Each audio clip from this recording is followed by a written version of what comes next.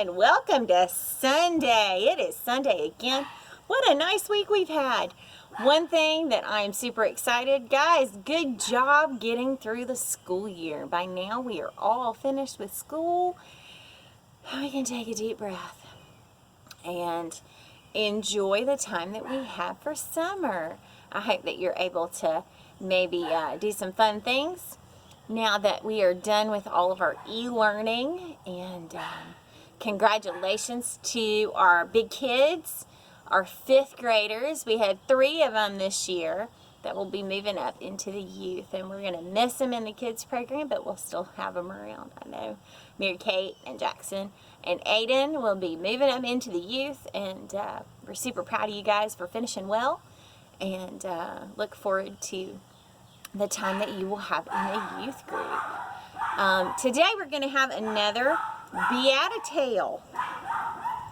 And I've got our picture now. I have a new artist this week. This artist's name is Jenny Rose, who drew our picture for today's story. All right, are we ready? All right, so now we're going to read our story. The name of this story is The Silent Daughter. 2 parents were very worried about their young daughter. She wouldn't, or they thought maybe couldn't, speak. She was a happy child and healthy too. But she never spoke. She grew older but remained silent. Other kids her age started speaking words and then in full sentences. This little girl never said a thing. She didn't talk, but she didn't cry either. She never seemed to get upset. She rarely cried out or threw temper tantrums like other kids her age. Her parents took her to a doctor after doctor, and none of them could get her to talk. They did brain scans, but couldn't find anything out of the ordinary. The parents were still a little worried, but they continued to love her just like they would love any other child. They cared for her, and she made them very happy. The parents discovered over time that their little girl loved to be outdoors. She was always full of joy when she could behold a view of beautiful scenery. She seemed to see things that even her parents didn't notice. The little girl became a gifted artist. She never spoke, but she was able to communicate very well through her art. Most of all, she could depict the beauty of the earth better than anyone her parents had ever seen. She always carried with her a calmness and attachment to the awesomeness of nature. The beatitude that this story does is, "Blessed are the meek, for they will inherit the earth." Now, meek, some of you may say, I don't know that word. Miss Eden, I don't know what that word means. Well, like we've done before.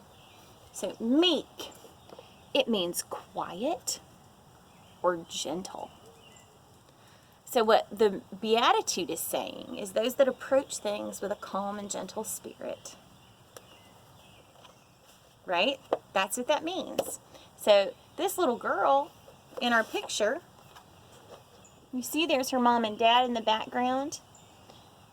They never stopped loving her, regardless of what she was able to do. Now, they maybe thought at first that there was something wrong. That's why they took her to the doctors.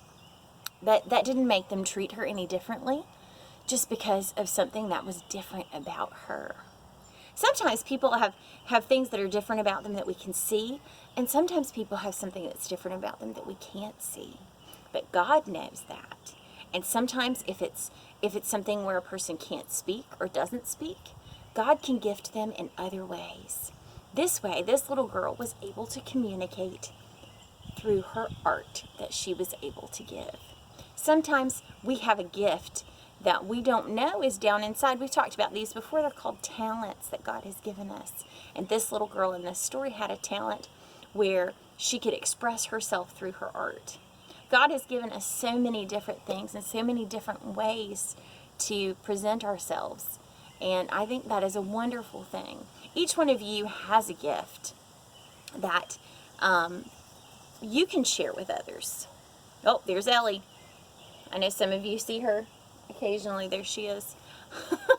But just because there's something that people can't communicate or can't do doesn't mean that they can't reach others, just like this little girl in the story does.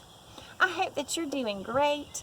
I miss all of you. Hopefully we'll get to see each other, maybe at some of our small groups that we're starting to have at church. I hope that you have a great week coming up, that we have some nice weather, and maybe you can get outside and do some fun things. Everybody take care, and I'll see you again on Wednesday. Bye-bye.